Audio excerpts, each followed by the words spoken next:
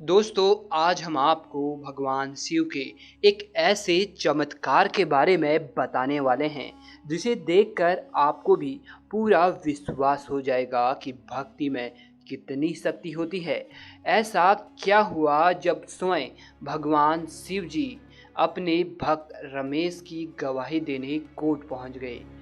लेकिन दोस्तों, वीडियो शुरू करने से पहले कमेंट बॉक्स में हर हर महादेव जरूर लिखें ताकि शुरुआत ही अच्छी हो।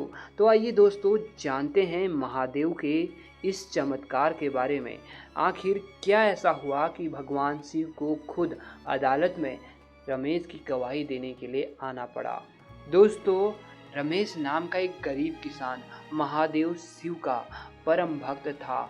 रमेश की एक बेटी थी, उसके सिवाय उसका और कोई नहीं था, परंतु वह भगवान शिव जी को अपना बड़ा भाई मानता था। वह अपने घर में जो भी खाने को बनाता, सबसे पहले उसका भोग महादेव शिव जी को लगाता। बाद में उसकी बेटी और वह साथ में खाना खाते। इसके साथ ही वह महीने के अंत में एक बार जरूर महादेव के धाम अमरनाथ जरूर जाता था। वह भगवान शिव को अक्सर शिव नाम से बुलाता था, जो कि वह अपने स्नेह को भगवान शिव के लिए प्रदर्शित करता था। उसकी बेटी की उम्र शादी की हो चली थी, जिसके लिए उसने एक सेठ से 5,000 रुपये उधार लिए। परंतु रमेश ने अपनी बेटी की शादी के बाद धीरे धीरे सब पैसे ब्याज समेत चुका दिए। लेकिन वह सेठ बड़ा लालची था।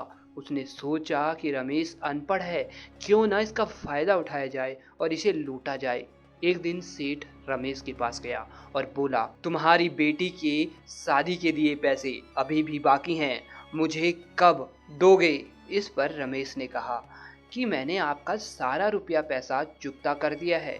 परंतु सेठ तो रमेश के अनपढ़ता का फायदा उठाना चाहता था, इसलिए सेठ गुस्सा हो गया और बोला, तुम्हें तो मैं कोर्ट में देख लूंगा।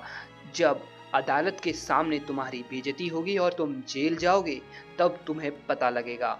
और सेठ ने कोर्ट में जाकर रमेश पर मुकदमा कर दिया। जब कोर्ट में हाजिरी हुई तो भगवान शिव के परम भक्त रमेश भी आया। जज रमेश से बोला कि आप कह रहे हैं कि आपने सेठ से उधार लिए एक एक रुपये चुका दिए हैं, क्या आपके पास कोई गवाह है? तब रमेश ने कोर्ट में आए उसके गांव वालों की तरफ, लेकिन गांव के किसी भी व्यक्ति ने सेठ के डर से रमेश का साथ नहीं दिया। रमेश अब सोच में पड़ गया और दुखी हो गया कि गांव वाले तो उसका साथ दे नहीं रहे हैं, और यहाँ कोर्ट में अगर वह झूठा साबित हो गया तो फिर से इतने सारे पैसे सेठ को देने के लिए लाएगा कहाँ से। तब उसने भगवान शिव को याद किया और उस समय की परिस्थिति से बचने के लिए ऐसे ही बोल दिया कि हाँ, मैं शिव नाम के व्यक्ति को जानता हूँ और वो मेरा गवाह है जिसने ये सब कुछ देखा है। परंतु वह अभी अमरनाथ गया है, गांव में नहीं है, और मुझे ये भी नहीं पता कि अमरनाथ में वो कहाँ ठहरा है। वहीं कोर्ट के जज ने एक समन जारी करते हुए शिव को ढूंढकर कोर्ट में गवाही देने के लिए लाने का आदेश दे दिया। कोर्ट से समन लेकर कोर्ट का एक कर्मचारी कश्मीर की तरफ निकला, जहां महादेव शिव की अमरनाथ गुफा थी, और शिव को ढूंढने लगा अमरनाथ आकर। परंतु जब शिव नाम का कोई व्यक्ति था ही नहीं, तो वो मिलता कैसे? शिव तो रमेश के लिए उसके बड़े भाई थे, जो कि भगवान शिव थे। वह कोर्ट का कर्मचारी हर जगह शिव को खोजने लगा, और खोजते खोजते वह अमरनाथ की गुफा के पवित्र धाम जा पहुंचा। वहां वह भक्तों की भीड़ में शिव के बारे में लोगों से पूछता तो वे बोलते, तुम तो खुद महादेव शिव के दरबार में आए हो। तो वह बोलता, मैं भगवान शिव की नहीं, मैं शिव नामक व्यक्ति की बात कर रहा हूँ। कोई शिव नामक व्यक्ति यहाँ तुमने देखा? इस तरह वह कर्मचारी हर जगह शिव को ढूंढने लगा। एक जगह जाकर जब उसने लगभग एक 80 साल के वृद्ध व्यक्ति से शिव के बारे में पूछा, तो वह बोलता है कि हाँ, मैं रमेश को जानता हूँ, वह मेरे छोटे भाई समान है। तब कोर्ट का वह व्यक्ति शिव नामक उस बूढ़े बाबा को अदालत में अपने साथ गवाही के लिए ले आया। गांव के सभी लोग उस व्यक्ति को देखने के उत्सुक हुए कि आखिर कौन है ये शिव जो सेठ के खिलाफ गवाही देगा। और रमेश खुद आश्चर्य में पड़ गया कि आखिर ये चमत्कार कैसे हो गया तथा कौन है वह बूढ़ा व्यक्ति जो खुद को शिव बताता है। इधर कोर्ट की कार्यवाही आगे बढ़ाई गई तथा शिव नाम के उस बूढ़े बाबा को कटघरे में पेश किया गया। जज ने उन बूढ़े बाबा से कहा, क्या आप रमेश के गवाह हो? तो इस पर बूढ़े बाबा बोले, रमेश बेकसूर है, इसने सेठ के उधार ली रकम की एक एक पाई चुका दी है। इस पर जज बूढ़े बाबा से बोलते हैं कि इसका क्या सबूत है कि रमेश ने सारे पैसे चुका दिए हैं और वो बेकसूर है। तब बूढ़े बाबा बोले कि यह सेठ हमेशा अपने बिस्तर के नीचे एक हिसाब किताब वाली डायरी रखता है जिसमें उसका हर एक हिसाब रहता है, परंतु सेठ उस डायरी को अपने अलमारी में बाकी हिसाब किताब वाले फाइलों में नहीं रखता है। तब कोर्ट का कर्मचारी जज के आदेश पर उसी समय सेठ के घर गया और वहां से उसके बिस्तर के नीचे से फाइल लेकर आ गया। जब जज ने वह फाइल देखी तो सारा का सारा हिसाब किताब रमेश द्वारा चुकता हो चुका था और लोग इस घटना को देखकर बड़े अचंभित हो गए, आपस में चर्चा कर रहे थे।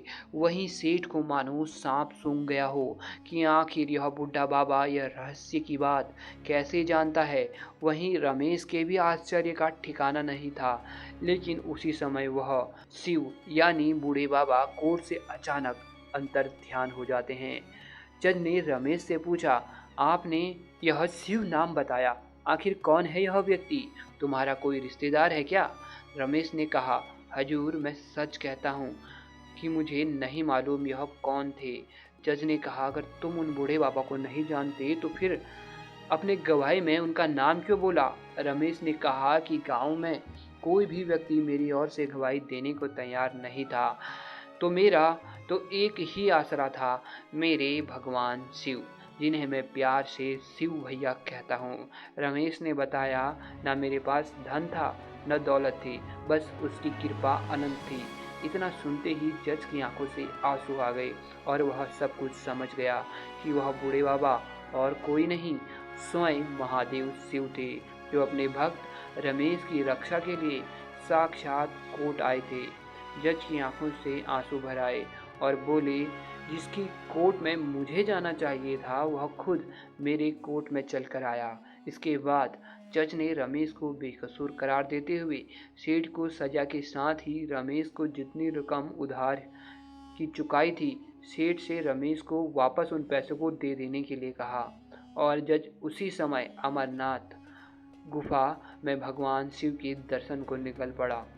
वह जज आज भी जज बाबा के नाम से प्रसिद्ध है। दोस्तों, अमरनाथ गुफा वाले महादेव शिव की लीला अपरंपार है। महादेव शिव को अगर सच्चे मन से याद किया जाए तो वह अपने भक्त की पीड़ा दूर करने तुरंत चले आते हैं। दोस्तों, आपको यह कहानी कैसी लगी हमें कमेंट बॉक्स में ज़रूर बताएं।